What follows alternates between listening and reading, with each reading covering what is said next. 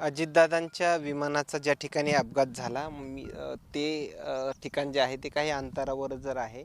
मात्र त्या ठिकाणी पोलीस प्रशासन जे आहे ते सर्वसामान्य नागरिकांना तिथपर्यंत पोहोचू देत नाही. त्यापर्यंत म्हणजे जाऊन आलेले काही माझ्यासोबत विविध महाराष्ट्रातील विविध कानाकोपऱ्यातून आलेले माझ्यासोबत लोक आहेत. काय पाहिलं नेमकं तिथं? नमस्कार. आम्ही पुण्याहून आलो होतो अजितदादांच्या सावडण्याच्या विधीला.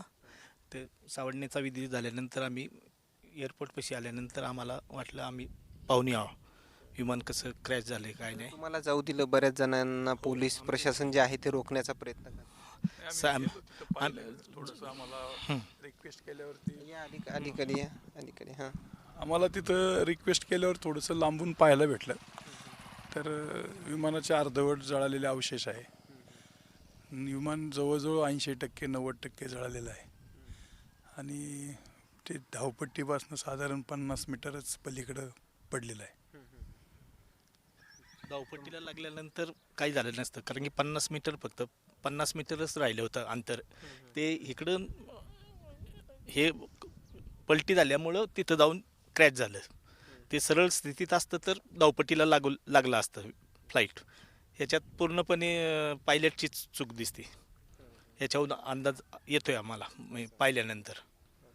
तुम्हाला काय वाटतं बरं तिथला परिसर? अगदी आता सध्याच्या परिस्थितीत जर फ्लाईट पाहिलं तर फ्लाईटची दिशा आणि फ्लाईटचं स्वरूप पाहिलं आणि आजूबाजूचा सभोवतालीचा परिसराचा जर विचार केला तर 100% फ्लाईटच्या जो चालविणारा होता त्या फ्लाईटची कॅप्टनची चूक होती असं दिसून येतंय. तुम्ही पाहिला व्यवस्थित? दादा तुम्ही गेले ना तिथपर्यंत, जाऊ दिलं नाही? ओके.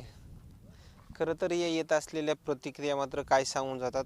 प्रत्येक व्यक्तीची इच्छा आहे तिथपर्यंतचा जो घटनास्थळाचा परिसर जो आहे तो पाहावा आणि त्या दरम्यान हे 2-3 व्यक्ती जे आहेत ते त्या ठिकाणची परिसराची पूर्ण पाहणी करून आलेले आणि त्यांच्या येत असलेल्या प्रतिक्रिया मात्र ह्या प्रतिक्रिया काय सांगून जातात हे तुम्हाला नक्कीच समजलं असेल. आणखीन काही नवीन अपडेट्स मिळतील का हेही पाहणं तेवढंच महत्त्वाचं ठरणार आहे. कॅमेरामॅन अशोक शेकडेसोबत सूरज मीडिया, बारामती.